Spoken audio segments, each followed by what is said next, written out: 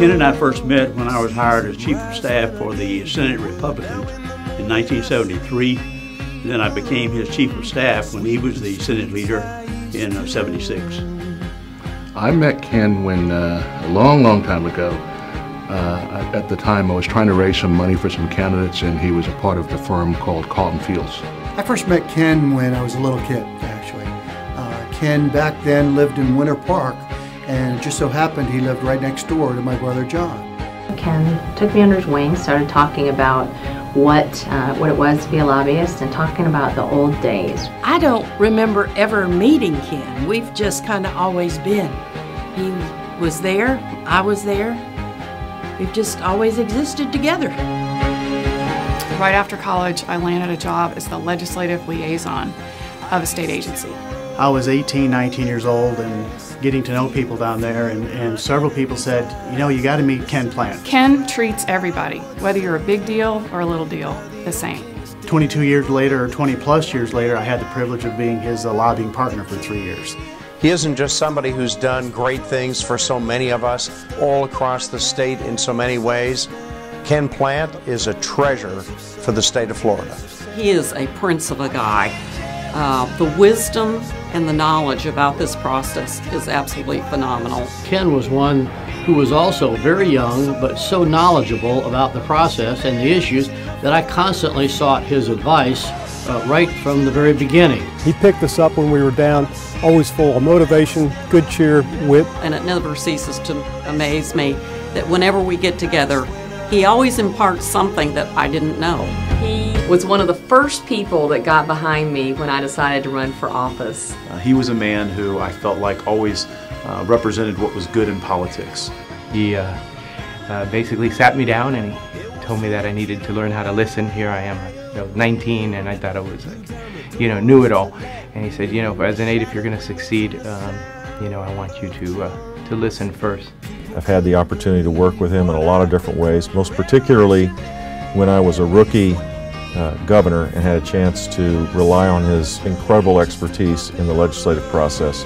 You know Ken's about to put a really good story on you. He'll pause and his eyes will widen. He was always known for someone who would tell you the truth no matter what the truth was. Back in the 80s, he took a group of us from the then House Minority Office, the House Republican Office, fishing out of Fort Pierce in his boat. Every time I was around them, you always felt good, and he made you feel good about yourself. He had that impact on people.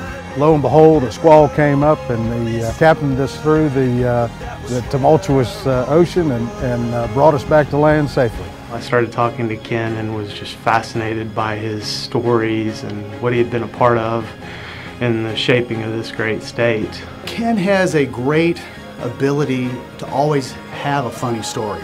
I had a severe car wreck the week before while campaigning, had a big whiplash injury, and so they put a cervical collar on me. So I put a bumper sticker, Mr. Smith bumper sticker, around that cervical collar. And he saw me walking, and he walked up, he said, "You have got to be the candidate to wear something like that." If he was your adversary, you knew you were in for a tough fight. If he was on your side, you knew you had a champion.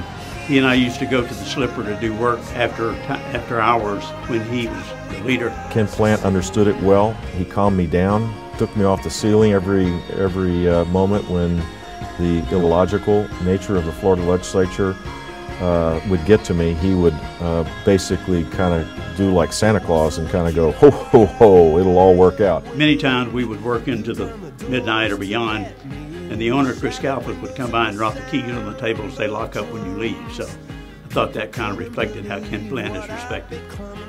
I met Ken Plante just in the halls of the Capitol, the process, and he's been a positive influence on my professional career. The funniest story of all is how many things Ken did. How many things he was involved in, how many things he got founded, how many things he got started, how many people like me gave advice to and sort of took care of. If you wanted to talk about policy or procedure or the right thing to do or what have you, Ken Plante was the guy. If I could talk to Ken right now, what I would tell him is that he is a prince of a man. You were just a person to turn to for advice, a person to turn to for a direct answer. And the most important thing that you've taught me is the importance of integrity and to speak up when something isn't right. You're just a great guy with a great family, and everybody you've touched is better because they've had a chance to know you.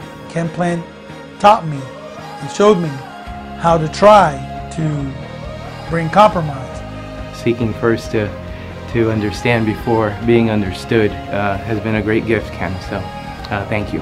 There's always a few people that you meet in your careers that rise to the top, and you're certainly one of those. Ken, we really appreciate all your years and your continuing years with ethics in government. That's a great thing. Ken, you are a legend, and so many people look up to you. I admire that you're a family man, that you're a man of great conscience, and I tell people you're like Jiminy Crickets, standing on the shoulder, making sure people do things the correct way and not the wrong way. He's really helped bring us aboard, bring us along, and tried to make sure that the lobbying profession had the highest ethical standards possible, and Ken has kept those. There's so many people that appreciate who you are and the kind of friend that you are. You're a great man, you're a great lobbyist, and I just, love you, brother. I love you, Ken, and I thank you for all that you've done. And right now and every day, I'm sending you big, huge love. I am forever grateful. Thanks, Kenny.